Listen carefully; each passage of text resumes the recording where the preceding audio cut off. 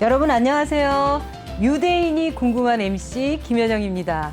자녀를 둔 부모님이라면요, 외국에서 애들을 이렇게 가르친다더라, 이런 정보에 관심이 많으시죠? 그중에서 가장 유명한 게 바로 유대인 자녀 교육인데요. 도대체 유대인식 교육법은 뭐가 다른지, 또 그 교육과 경제는 어떤 관련이 있는지 오늘도 저랑 같이 유대인 경제사에서 배워보시면 어떨까요? 저에게 자녀 교육의 지혜를 전수해 주실 두 분 교수님 모셨습니다. 교수님 안녕하세요. 예, 안녕하세요. 안녕하십니까. 안녕하세요. 안녕하십니까.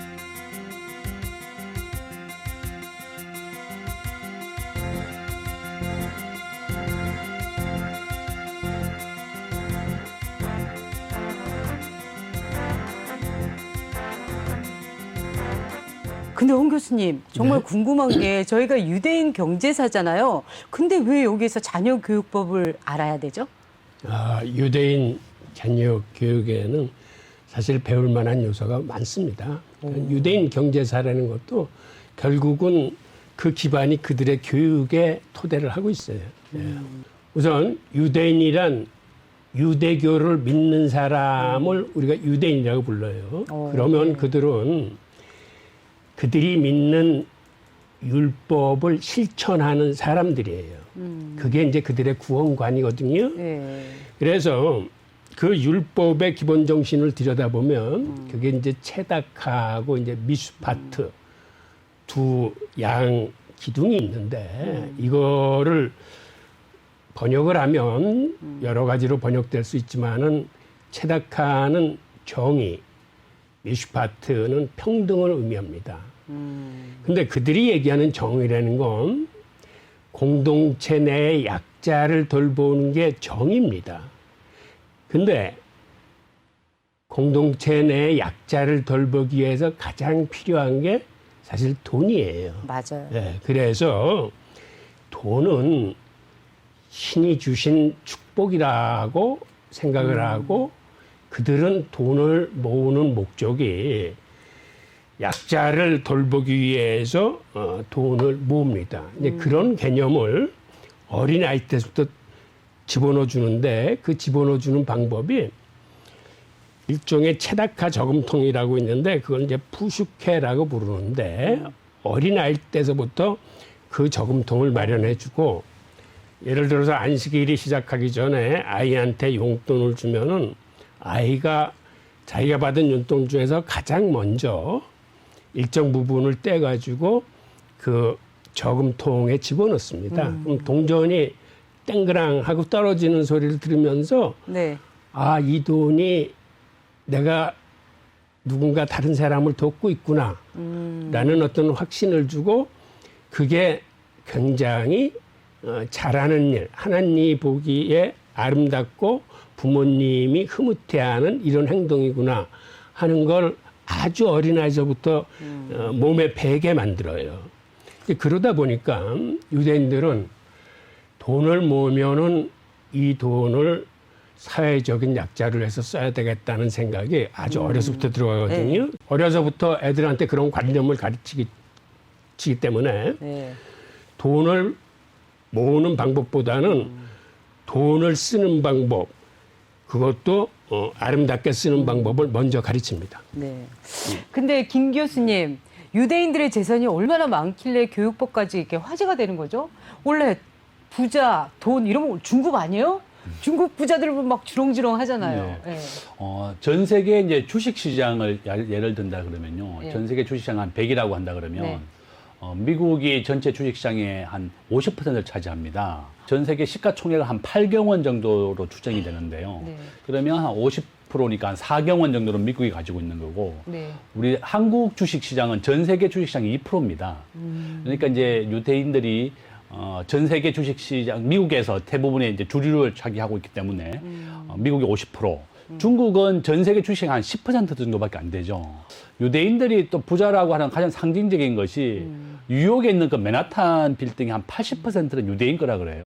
대부분의 백 중에서 맨하탄의 80%가 유대인 거고, 그 다음에 뭐 유대인 자녀들이 아이비 리그의 한 30%는 전부 다 유대인이다. 근데 뭐 총장의 40%는 다 유대인 출신들이 하고 있다. 그 아이비 리그의 중요한 대학에 대해서는 이 정도로 이제 자녀의 교육이 완전히 이제 미래라든지 미국 경제를 차지하고 있고 오늘 우리가 이제 유대인 경제 이야기까지 배워서 네. 같이 병행한다 그러면 우리가 자녀들을 아주 더 잘 키울 수 있을 것이다. 저는 그렇게 봅니다. 이쯤 되면요, 정말 그들만의 자녀 교육법이 있긴 있는 것 같은데요. 지금부터 그 비법을 제대로 알아보자고요. 일단 근데 유대인들이 아기가 태어나서 성장하는 동안 어떤 특이한 점들이 있나요? 아니면 똑같은 아기인가요?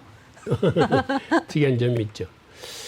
우선 아이가 태어나면은 그들은 영아기 때 네. 아주 중요한 거를 아이한테 체화시키려고 노력합니다. 그게 뭐냐 하면 사람이 살아가는데 가장 중요한 가치는 사랑과 믿음이라고 그들은 생각을 해요. 근데 그거를 그 갓난아기한테 어떻게 가르칠 것 같습니까? 글쎄요.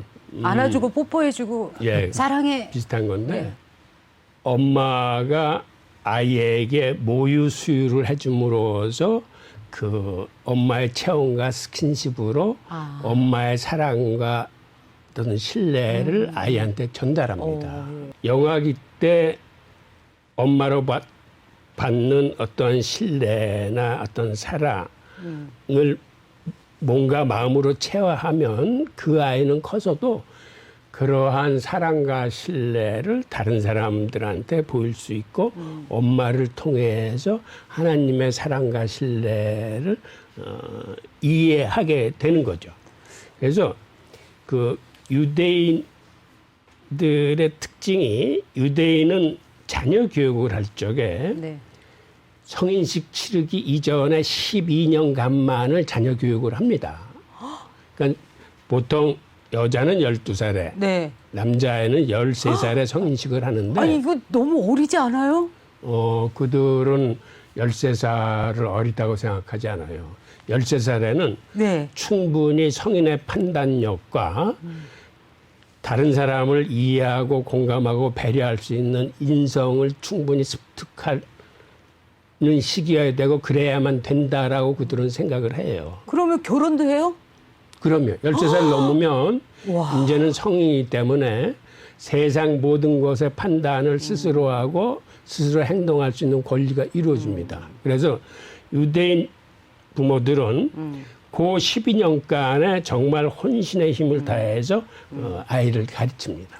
근데요, 교수님, 제가 어디서 들었는데 유대인들은 아이를 목욕시킬 때도 아이의 의견을 존중한다고 들었거든요. 맞아요. 아, 진짜요? 네. 그러니까 유대인 아까 율법의 기본 정신에서 하나가 치닥하고 하나가 미슈파트라고 그러는데 미슈파트가 평등을 의미하는 건데 그 평등은 부모나 자식 간에도 마찬가지입니다. 부모나 자식이 종속관계에 있는 게 아니라 똑같은 동등한 인격체. 걔가 아무리 어리더라도 걔 안에는 하나님이 역사하고 계시다고 믿기 때문에 부모가 자식을 대할 때 동등한 관계라는 인식을 갖고 대합니다. 근데 그러다 보니까 아무리 어려도 부모가 임의로 강제로 마음대로 아이를 하지 않아요. 그러니까 항상 뭐를 하든지 아이의 동의를 얻어냅니다. 아주 작은 규칙을 정하더라도.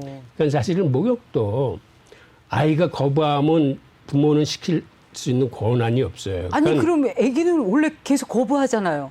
그럼 계속 거부하면 어떡해요? 그러니까 충분히 사전에 아이가 목욕을 할 수 있는 즐거운 분위기를 만들고 물의 온도라거나 아이를 씻길 적이거나 우리 엄마들은 사실은 싫어하는 아이를 빨리 씻기기 위해서 어떤 의미에서는 효율적으로 강압적으로 시키는데 그게 아니라 그게 중요한 게 아니고 아이의 감정을 다쳐서는 안 돼요. 그러니까 항상 목욕은 즐거운 시간이다라는 거를 느낄 수 있도록 해줘서 아이가 거부하지 않는 상태. 그러니까 아이가 뭐 미소를 짓는다거나 오히려 물장구 치고 노는 걸 좋아한다거나 그런 상태로 유도를 해서 목욕을 시켜야 된다라고 유대인 엄마들은 믿고 있어요. 이야, 보니까요 유대인식 조기 교육은 아기 때부터 시작되는데 유대인 부모님들은 자녀들한테 뭘 좀 특별하게 또 하는 게 있을까요? 부모의 의무는 온전한 유대인, 온전하게 하나님을 믿는 유대인, 온전한 인성과 상식을 갖고 공동체의 앞날을 판단해야 될 그런 성인의 의식, 그걸 갖추어서 하나님께 되돌려 드려야 되기 때문에 12년간은 정말 혼신의 힘을 다해서 얘의 어떤 인성과 인식의 틀을 잡는데 부모는 헌신합니다. 그리고 성인식이 끝난 다음에는 모든 교육에서 부모는 손을 다 떼요. 네, 손을 떼요. 어우, 정말 대단한 것 같은데 사실 저도 요즘 가계부 쓰는 일에 좀 관심을 가졌는데 유대인들은 아주 어려서부터 이 가계부를 쓰기 시작하나요, 김 교수님? 예, 맞습니다. 뭐 어릴 때부터 부모님이 용돈을 준다 그러면 지출을 어떻게 하는지 가계부를 써야만 그 다음 달 용돈을 받습니다. 그럼 이 경제 교육자의 눈으로 본 유대인의 경제 교육은 또 어떨까요? 저는 굉장히 잘하는 것 같아요. 자기 용돈이 한 3분의 1씩은 무조건 남을 도와야 되는 거, 또 3분의 1은 자기가 꼭 필요한 데 써야 되는 거, 또 나머지 3분의 1은 또 자기 미래를 위해서 준비해야 되는 거, 항상 이렇게 3등분해서 지출을 하게 하고, 또 가계부를 좀 쓰게 한다든지, 또 그 유대인들이 항상 그 자기가 성인이 된다 그러면 그 친척 어른들이 성인식 때 또 돈을 모아서 준다 그래요. 이것을 이제 그냥 뭐 현금을 주는데 이것을 유대인들은 항상 우량한 주식이라든지 펀드에 가입을 하게 해서 20세가 되면 한 1억 정도를 다 가지게 된다고 합니다. 예, 그러니까 이제 우리나라도 20세가 되면 1억? 그러니까 왜냐하면 미국의 우량한 주식 같은 경우는 한 30년 기준으로 했을 때 한 2,000배 정도 올랐거든요. 그러니까 이제 이 자녀가 13살 때 한 6천만 원 정도가 평균 그 친척들이 모아준다고 하는데 성인식 때 그럼 그 돈을 우량한 주식을 사놓으면 한 7년째가 되면 1억은 충분히 넘어가는 거죠. 근데요, 아까 홍 교수님이 말씀하신 유대인의 그 교육법 중에서 우리 한국이랑 비교해 봤을 때 어떻게 좀 실천해 보면 좋은 거가 있을까요? 유대인의 교육법을 우리 한국에서도? 저는 유대인들은 돈은 굉장히 소중하고 또 우리가 건전한 부를 쌓고 또 돈을 많이 모으는 것은 하나님의 축복이다. 그러니까 너희들은 부자가 되어야 되고 또 열심히 일을 해야 되고 또 남을 도와야 된다고 가르치는 거죠. 그러니까 우리 한국 부모님들도 너무 아기를 막 주입식으로 교육만 시키지 마시고 너는 부자가 되어서 좋은 일도 많이 하고 또 이런 걸 좀 많이 가르쳐라. 이렇게 하는 게 정말 좋은 것 같아요. 지금 이제 이 방송을 진행해 보니까 저희 어머님이 맨날 아침에 제가 돈을 많이 벌었을 때도 10,000원만 주셨거든요. 돈을 모으라고 그랬는데 제가 만일에 이 유대인 교육법을 30년 전에 알았으면 저도 지금 몇백억대 재벌이 될 수 있었겠네요. 진짜 너무 아까운.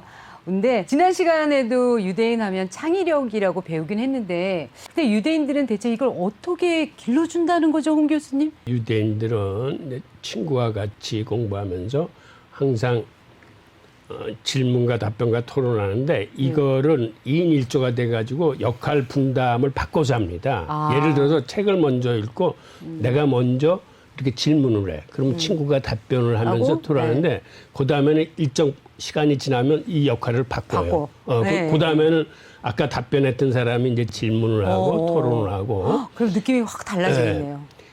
그게 사실은 그들이 탈무드 공부할 때 쓰는 종교 교육이었는데 그게 그대로 공교육에도 20대 들어와서 유대인들은 주입식 교육이 아니라 선생님이 또 교실에 딱 들어오면 처음부터 질문을 딱 해요. 그러면 학생들이 답변하고 토론하는 식으로 연결이 되는데 그거는 사실은 그 내용을 예습해 가지 않으면 그런 식의 공부가 이루어지질 않아요. 그러니까 주입식 교육은 그냥 예습을 안 해도 가서 가만히 들으면 되는 거지만 그래서 학생이 그걸 이해했는지 어떻게 했는지는 현장에서 잘 드러나지 않는데 이 질문과 토론의 교육은 미리 준비하지 않으면, 미리 생각하지 않으면 할 수 없는 교육 방식이기 때문에 그래서 유대인들의 교육 방식이 어떤 의미에서는 탁월한 거고 그리고 그러한 창의력의 밑바탕에는 사실은 그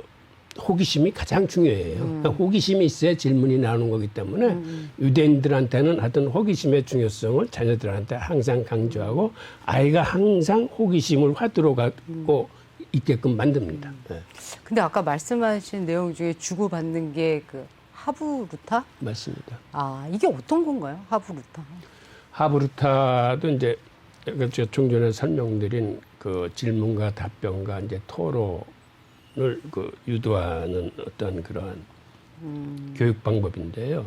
근데 거기서 중요한 거는 그런 질문이 튀어나오게 할 수 있는 그런 호기심을 끌어내는 게 중요한데 그들이 호기심의 중요성을 어떻게 그 얘기를 하고 있냐면 예시바라는 랍비를 키워내는 학교가 따로 있어요. 그런데 예시바의 1학년을 뭐라고 부르냐면 현인이라고 불러요. 현인? 그러니까 예시바에 들어올 정도 되면은 굉장히 현명한 사람이다라고 그래서 현인이라고 현인. 부르는데 2학년이 되면은 뭐라고 부르냐면 2학년은 철학자라고 불러요. 철학자. 네. 이미 본인의 사유로 철학적인 체계와 사상을 세울 만한 능력을 가졌다라고 그래 철학자가 되는데 가장 고학년이 되면 뭐라고 부를 것 같습니까? 뭐 신? 가장 뭘까요? 고학년을 비로소 학생이라고 불러요. 아, 진짜요? 그 왜 그러냐면 오. 학생이라는 건 호기심을 갖고 있고 이제 공부할 자세를 자세. 갖췄다라는 의미예요. 그래서 평생 호기심을 갖고 공부하는 사람이 사실은 가장 으뜸 단계에 있는 거예요. 그러니까 현인이나 철학자보다도 이제 더 높은 단계에 진입한 사람이 학생이에요. 이제 그런 식으로 그 하브루타는 어떤 호기심을 갖고 항상 무슨 일이든지 질문을 할 수 있는 사람 그리고 그 질문을 가지고 서로 답변하고 토론하면서 그러니까 그 과정이 그 결과가 어떤 답이 정해진 게 아니라 그 질문과 답변과 토론 속에서 우리 인간은 많은 각도로 새롭게 사물이나 이런 걸 볼 수 있어요. 근데 그런 거를 계속 훈련시키는 거죠. 예. 근데요, 김 교수님, 네. 저는요, 보통 사람이어서 그런지 이게 계산이 좀 빨라야 될 것 같은데 이 하브루타라는 이런 토론 교육이 정말 중요한가요? 저도 이렇게 토론을 한번 시켜보니까 네. 학습 효과 한 2배 정도 학생들이 많이 체득을 하더라고요. 일방적으로 이제 내가 강의만 하는 것보다는 네. 저도 이제 수업 일정한 부분을 하고 나면 한 20, 30% 네. 학생들 2명이나 4명씩 짝을 지어서 토론을 시키거든요. 경제 현상에 대해서 우리가 이러한 토론이라든지 교육을 시켜보면 학생들이 입장을 바꿔보는 거죠. 모든 경제 현상은 옳은 면이 있고 또 반대의 면도 있다. 네. 그래서 학생들에게 제가 이렇게 토론을 시켜보니까 네. 학습 효과가 2배 이상 늘어나더라. 그렇게 말할 수 있습니다. 유대인의 창의력이 부로 연결이 된다면 어떤 예가 있을까요? 저는 뭐 잘 창의력을 가장 성공한 사람은 스티븐 웰거다. 오, 그렇죠. 이티를 만드신 분. 예, 예. 제가 이제 대학교 때 봤었던 영화였는데. 그럼 거의 30년 됐네요. 예. 이렇게 창의력으로 이렇게 없던 거를 만들어내서 영화를 만들어내는구나. 네. 이분이 아주 유명한 유태인이지 않습니까? 네, 그렇죠? 네. 그래서 이렇게 유태인들은 이와 같이 이렇게 지식 사회, 창의력, 제일 많이 가르치는 것이 이 세상에서 가장 소중한 것은 바로 너고 모든 사람은 한 사람 한 사람이 소우주다 이렇게 가르칩니다. 그러니까 100명이 있다 그러면 전부 다 소중한 사람이고 너 한 사람이 우주다 이렇게 가르치는 거죠. 그러니까 뭐 어떠한 뭐 직업을 가졌던 어떠한 일을 한든지 그런 데한 편견이 없이 모든 사람은 소중하고 네 한 사람이 우주인 것과 마찬가지로 소중하다는 걸 가르치고 또 세상에 없는 것을 만들어내라. 너는 세상에 가장 뛰어난 사람이 되는 것이 아니라 남들과 다른 사람이 되어라 이렇게 가르치거든요. 그럼 실제로요, 이 성공한 유대인들 중에 이 사람의 유대인식 교육은 참 잘 받았다. 이런 엄친아 분들이 있을까요? 유대인들은 자녀 교육을 제대로 받은 사람이라면 대부분의 유대인이 다 나름대로 성공합니다. 그게 유대인들은 교육법이 베스트가 아니라 유니크를 만드는 거거든요. 그러니까 예를 들어서 한 반 30명에서 베스트는 한 사람 나오지만 각각의 재능을 갖고 자기 재능을 갖고 우뚝 서는 사람들은 30명 모두가 그 유니크한 존재가 될 수 있어요. 근데 그런 이유는 유대인들한테 교육 목표로서 가장 중요한 게 달란트를 찾아내는 거예요. 각자 개인이. 그래서 유대인들은 이 돈 버는 기업뿐만 아니라 학문하는 사람, 그다음에 어떠한 그 예술하는 사람 할 거 없이 자기 스스로의 탤런트를 찾아내서 그걸 갈고 닦아서 자기 분야에 우뚝 서는 사람은 사실은 다 성공한 사람들. 물론 우리가 세상에서는 이제 뭐 아인슈타인이나 네. 조지 소로스나 어떤 과학계나 어떤 그 돈 버는 곳에 있는 사람들이 이제 많이 거론되곤 하지만 그렇지 않은 유대인들도 자기 분야에서 대부분 다 굳건히 자기 자리를 매겼기 때문에 그들의 교육 방식을 우리가 제대로 이해하고 채택한다면 우리 자녀들도 다 유니크한 존재가 될 수 있습니다. 네. 김 교수님은 유대인 교육법을 아주 제대로 받은 좀 엄친아를 또 많이 알고 계시나요? 저는 이제 유대인 교육법을 통해서 성공하신 분이 오바마 대통령입니다. 진짜요? 네, 오바마 대통령은 아버지가 케냐의 흑인이고 어머니가 미국의 백인이에요. 네. 그래서 이제 어머니가 혼자 외벌이를 하신 거죠. 네. 그래서 이제 하와이에서 오바마 대통령이 살았는데 유대인들의 어머니가 유대인들의 조기 교육법을 보고는 오바마 어머니가 오바마를 그렇게 가르친 거죠. 항상 어머니가 이제 일하러 나가야 되니까 새벽에 자고 있는 오바마를 깨워서 네. 또 책을 읽어주고 숙제를 챙겨주면서 너는 훌륭한 사람이 될 것이다. 이런 얘기를 해줬다는 겁니다. 그래서 오바마 대통령이 유대인 교육법을 통해서 미국의 가장 우수한 대통령이 되었다. 그러니까 저는 우리 부모님들도 자녀를 키울 때 밤에 또 책을 읽어주는 것, 또 너는 훌륭한 사람이 되고 또 친구들과 사이좋게 지내고 또 너의 재능을 발견해라. 달란트라고 하는 것이 자기의 재능입니다. 네. 그러니까 이 본인의 재능을 잘 찾아라. 그래서 저는 이런 오바마 대통령도 유대인의 교육법을 따라서 성공했고 우리 부모님들도 오바마 대통령 같이 아침이든지 밤이든지 자기 자녀와 좀 교육을 하는 것이 정말 중요하고 우리가 자녀를 아주 훌륭하게 키울 수 있는 좋은 방법이다. 정말 따라할 수 있는 좋은 방법인 것 같아요. 네. 예. 유대인식 자녀 교육법이 아주 특별하고 좋은 건 알겠는데요. 과연 이걸 우리나라에서 써먹을 수 있을까요, 홍 교수님? 우리 자녀들도 그들만의 달란트가 있어요. 그거를 본인 스스로 찾게끔 부모들이 도와주는 노력. 예를 들어서 유대인 아빠들이 밥상머리에서 많은 얘기를 자녀들과 나누듯이 우리 젊은 아빠들도 아이가 어렸을 적에는 밥상머리 교육을 통해서 많은 얘기를 나누고 그 다음에 아이가 잠자리에 들면은 그 옆에 가서 15분 이상 책을 읽어주는 이런 걸 함으로써 아이와 대화를 통해서 그 아이가 스스로 자기가 좋아하는 분야, 자기가 호기심 갖고 있는 분야로 들어가게끔 유도를 해주고 그 분야에서 아이 스스로 자기의 탤런트를 찾아낼 수 있게끔 그 도와주는 교육이 저는 필요하다고 생각합니다. 유대인 경제사 얘기는 여기까지고요. 두 분 근데 너무 아쉬워하시는 눈치여서 조금만 아껴뒀다가 다음 시간에 마저 들려주시고요. 시청자 여러분도 이어서 공개될 유대인의 교육법 특별한 비밀들을 계속 함께해 주세요. 저희는 여기서 인사드릴게요. 감사합니다. 네, 감사합니다.